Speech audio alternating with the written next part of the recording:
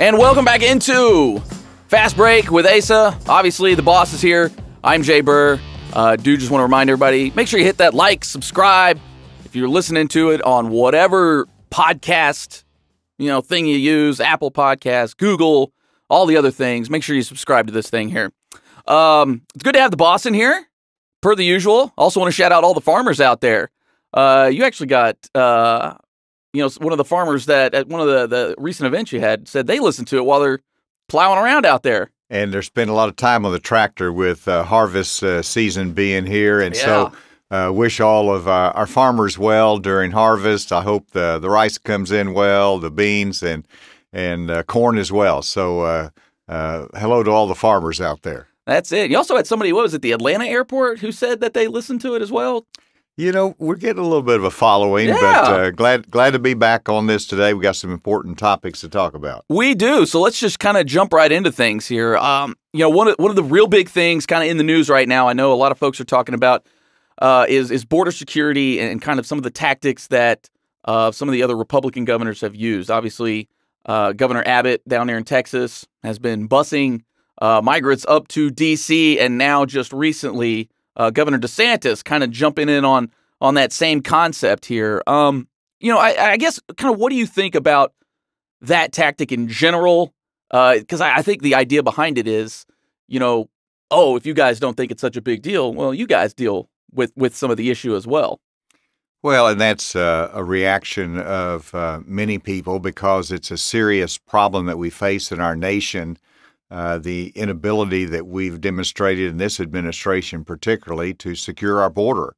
And so it impacts our border states particularly. And so they're making a point, first of all, that it impacts the nation, and they're bringing it home to a lot of different cities in America.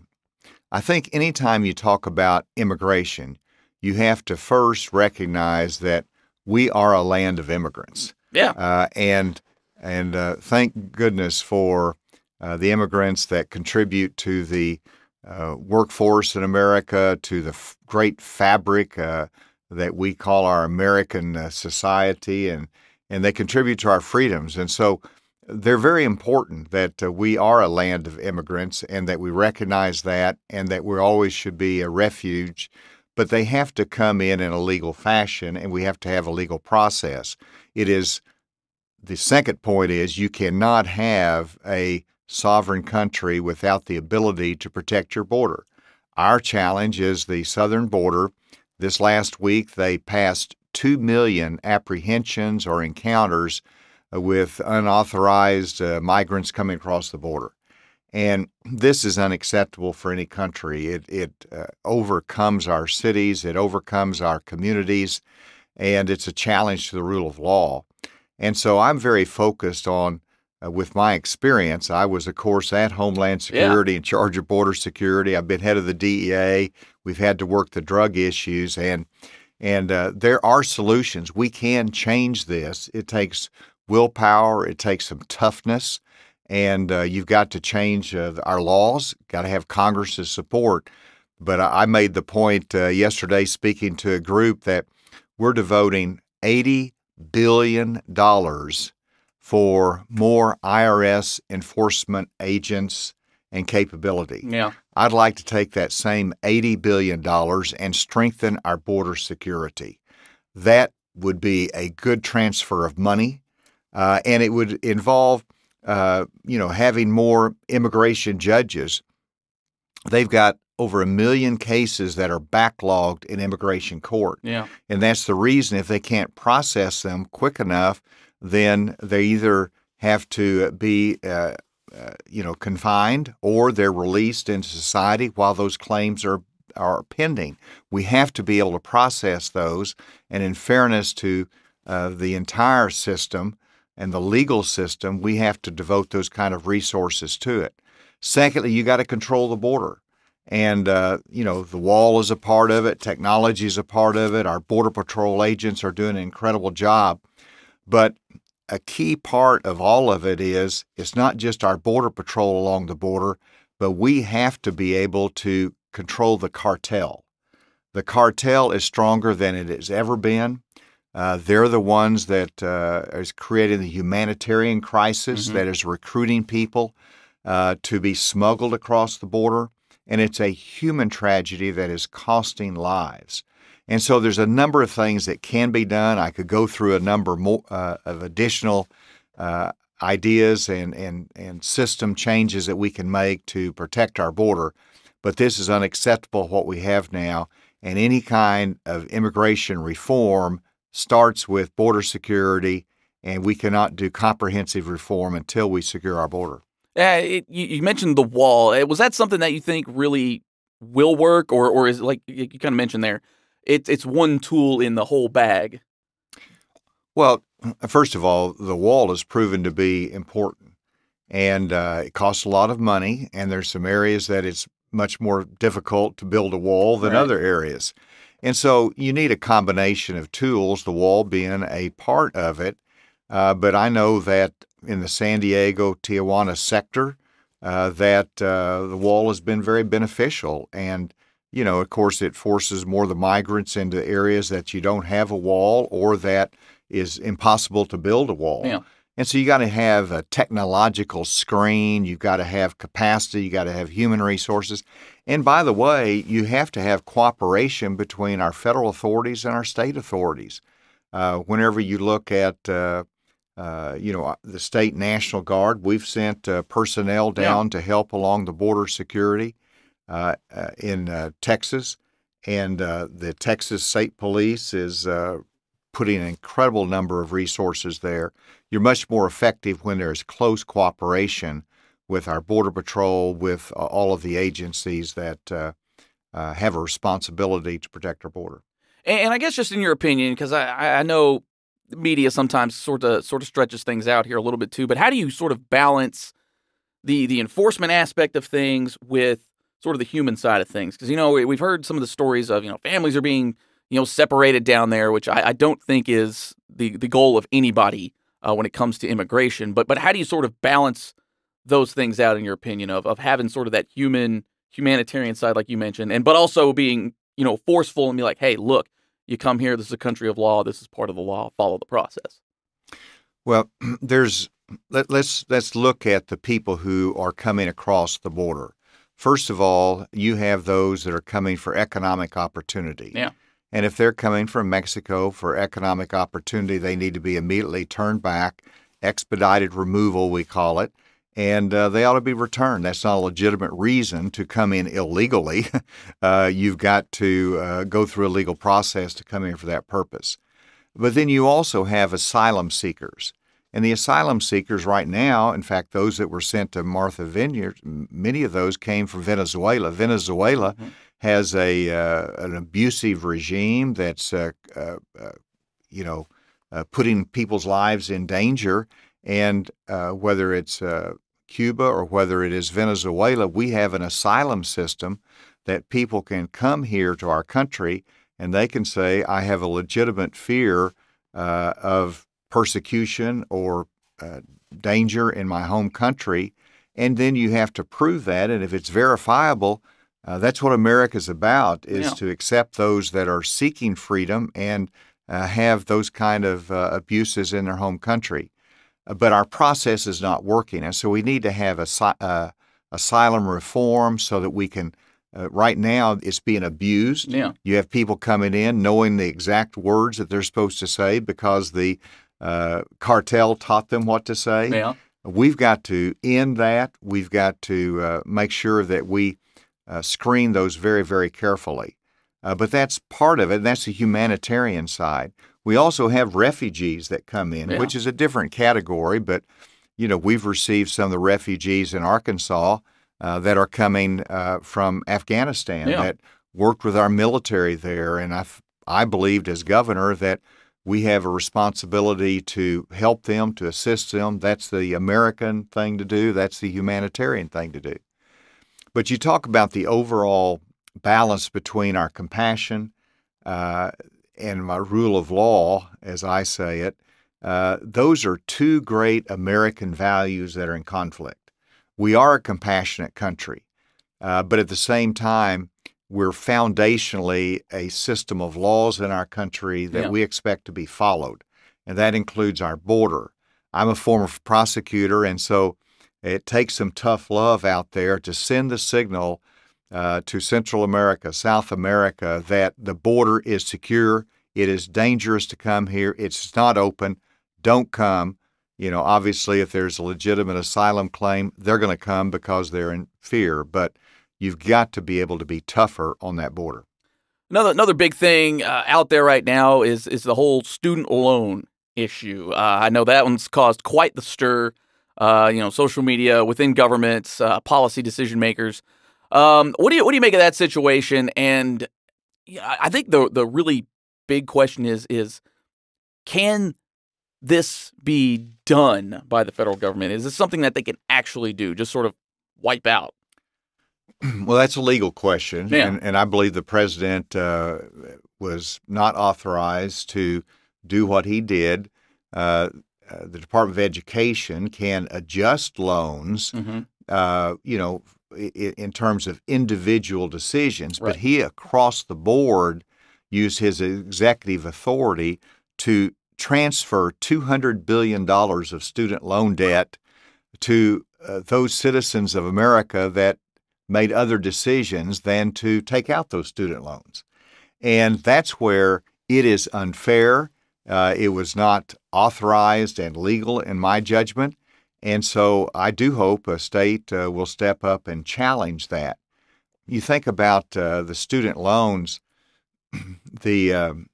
I had a student loan. They really serve a very useful purpose, and it took me literally decades to pay that off. Right. But I did, and I'm a lawyer, and I have that capacity to do that.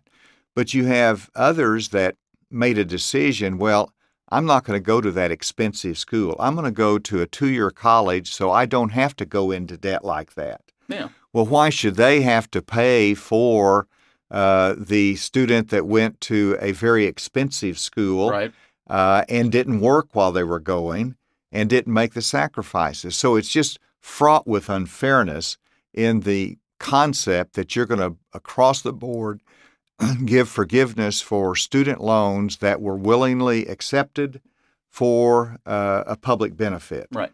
And so I've been clear. I think it was wrongly done, Mm-hmm. and I hope that it is challenged. I know that our Attorney General is looking at that, Right. and we'll see if other states step up and challenge that as well.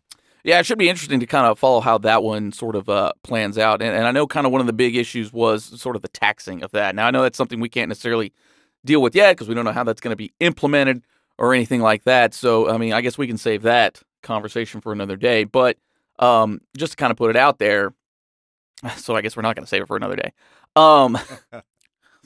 TV guys, am I right? But that's something that even despite the fact that you may disagree with the idea of the program, this kind of falls into, sort of the federal stimulus, kind of the same concept. Would you think? No, you're right, Jay. And so you've got two issues. One is whether the student loan forgiveness is a good idea to begin with. Mm-hmm. And then secondly, if you are going to forgive those loans, under current Arkansas law, it would actually be taxable income. Right. Now, that is unfathomable to me, and I've directed our Department of Finance to present a law next time the legislature gets together so that that can be changed. Right. We forgave business loans, and we said those shouldn't be taxable. It was during the pandemic. Well, the same thing should apply for student loans if, in fact, that's upheld and they are, in fact, forgiven. Because you don't want to hit them with a double whammy. Right. And even though they're accustomed to paying that regular monthly payment, all of a sudden, if they get a forgiveness, you've got a very big tax bill that they're not prepared to do. So I expect that to be changed by the General Assembly when they get together again. All right. So there you go. Got it on record there. Another thing, it just seems like there's been a lot of big things here of late. Title IX. Obviously now, one of those deals, I know this one's kind of coming in waves, but the most recent part of this was sort of the educational aspect of it. There's an ag component, there's an education component, and then a health component. education's been the most recent one that our Department of Ed submitted comments on that. You fully backed them on that. Kind of, I guess, without getting into the weeds of this, how would you best describe what that rule does at the education level? Well, Jay, let me give a little bit more background. Oh, we're going to get into a little weed. During the Obama administration, a guidance was sent out that basically said, sex protection or anti-discrimination policy for sex applies to gender identity and sexual orientation. Now, what that meant was that you could have a boy in school decide he wanted to go to the girls' bathroom and he changes his identity. Obviously, there's all kinds of problems with this. Sure. I directed our schools not to comply with that guidance. Right. And I believe that these are very sensitive issues, and local school districts really do a good job in talking to parents and talking to students and figuring out these issues in a way that makes sense and treats people fairly. And anytime you have a Washington law that comes in or a directive that comes in, it's going to mess that local decision-making up. Right. And so you fast forward, the Trump administration did away with that guidance, and you come in now with the Biden administration, and they not only reinforce that guidance, but they are now making it a proposed rule, which means it has the force of law, and it's not just guidance. And there's a lot of different impacts to it, but I'm a believer in girls' sports. I like the ability for girls to compete in basketball and volleyball and across the board. You mentioned Title IX. This is a congressional action that helped protect girls' sports, women's sports, both at the high school and the collegiate level. Well, all of a sudden, now, under the new interpretation of the Biden administration, it would jeopardize girls' sports, and it would require schools to allow biological males to compete in girls' sports. And we've seen on the national stage the outcomes of that, and it's unfair, and it hurts girls' sports. Right. And so, the dust is not completely settled on that, but I wanted to make sure Arkansas's voice was heard. So I asked our Secretary of Education, Johnny Key, to file comments in opposition to those new rules that have been proposed. I hope we can win on that because, again, I want to make sure girls' sports are protected. And as you said, they actually want to extend that into all kinds of other public benefits and give that interpretation in a whole host of areas that really changes in many ways the culture of our society and erodes what parents are teaching their children at home. And it kind of changes the whole, I guess, reason for Title IX, which, as you mentioned, was to protect women's sports, to be able to kind of put them up on their pedestal. And you enact a rule like this, it kind of goes against that spirit. A little history. I actually practiced law at one point in my career with Senator Birch Bayh. And Senator Bayh, he was a Democrat in the United States Senate from Indiana years ago, and he was the author of Title IX.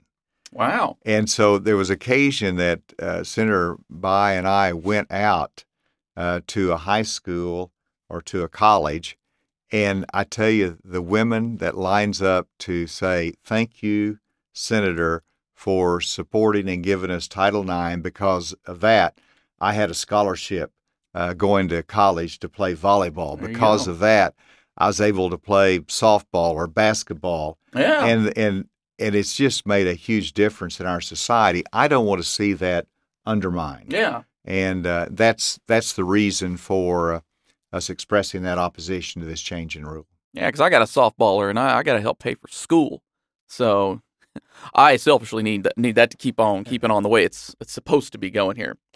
All right, we're gonna kind of lighten the mood here just for a minute here because last time, and again, if you guys haven't heard it, go back, listen to some of the previous episodes. But the boss here was kind of giving me a hard time because if you're watching this on the YouTube here, you kind of see all the drinks here. I got my pumpkin spice with the mocha pumps in there apparently mochas don't get votes, but it still hits. So we wanted you to at least try them. all right, so what have I got here? Okay, so that's the cold brew version. Now, we know you're not... This is pumpkin spice. That is pumpkin spice, brew. yeah, cold brew. Now, I did make a little bit of fun of it last session. Yeah. And because I was just afraid you'd lose votes ordering pumpkin spice lattes. But let me try it. Yeah, so here we go. It's cold, it's good. Tasty. Yeah. And let me just tell you, it does get you in the mood for Halloween, which is my daughter's favorite holiday. All right. So she's always requires me and the First Lady to get dressed up in a costume to hand out Halloween candy in front of the mansion. So this is my last year to do that. I'm excited about it. Who knows? I might have pumpkin spice latte in my hand. There you go. As I hand out treats on Halloween. All right. So we know you're more of a hot coffee guy, so we got you a warm one there too, but same vibe. But the foam's what gets it, man. That's what really sets it off. But yeah, you can try it with the mocha pumps too. Well, Jay, I think we covered a lot of news for them today. We did. Hope we gave them some insights and certainly expressed my view on a few things. We did. Quickly. You got a big thing coming up here pretty soon, the Idea Summit. You're a guy that's always full of good ideas, and I wanted to give you a chance to kind of, divulge a little bit of that. Kind of what are we talking about there? Because also too, you've got some heavy hitters coming to this thing. It's a big deal. Well, it is. I want our country and our leaders to focus on problem solving and ideas and principles versus all the chaos, and the debates that we have, the bitterness between the parties. Let's focus on ideas. So I created America Leads an Idea Summit. Yeah. And this is going to be in Bentonville, Arkansas on October 19th. Yeah. So it'll be before the election. And my featured guest, first of all, is former Secretary Condoleezza Rice, who will be talking about foreign policy. Yeah. I'll have a national security panel as well with some national experts. We'll talk about border security, but a whole host of from Ukraine to China. Yeah. And then we're going to have a education panel. Let's go. Really excited about this with former Secretary Betsy DeVos, who just wrote a book. We're going to have Governor Doug Ducey, my friend from Arizona, who has led in school choice. I'm going to have former Governor Bill Haslam from Tennessee and J.C. Watts, former congressman from Oklahoma, will all be on that hard-hitting education panel. And then we're going to have, I'm really excited about, Invest in Middle America. Yeah. And it's entrepreneurial investment, and I'm going to have Steve Case, the founder of AOL, who's written a book on the topic, as well as Tom Walton and Stuart Walton. Old Stu, yeah. Going to be exciting to have them talk about entrepreneurial investments that makes a difference, and we see this in Arkansas. And stay tuned. I think it'll present some ideas that will be helpful for our future. And is that kind of what we're trying to do here? We're trying to kind of, because I know that it's the Idea Summit, so we're trying to talk things through instead of, I know you like to use the phrase, the creators of chaos, and we're trying to get away from some of that. Whereas I guess in this forum here, we're just going to talk it out. Well, that's how I learn. I hear different viewpoints, and it creates ideas that are really workable solutions. Yeah. And there's things that people can agree upon. We don't have to fight all the time. There are some things we can agree upon that really make a difference for our society. And so I'm hopeful of this summit, and it'll produce some really good results. Well, I know one thing we can finally agree on here, that pumpkin spice is where it's at. Yeah? Huh? Silence. Dead air. Oh, man. Close. We're going to get him on board eventually here. Rome wasn't built in a day, and that's the spirit of it here. So again, get on our YouTube page. Obviously, if you're watching there, you're already here. Make sure you subscribe to it. That way you get all the fun stuff, but also some of the more serious things, some of the press conferences, things like that. We had the Title IX press conference. That way you could have watched all that going at the time. But also, too, make sure you subscribe to the podcast. Again, Apple Podcasts, Google Podcasts, whatever other, what is it, Jeremy, like 10 different platforms they got on there. Yeah, I mean, it's like anywhere you can get a podcast, we got you covered here. So make sure you like and subscribe, all that.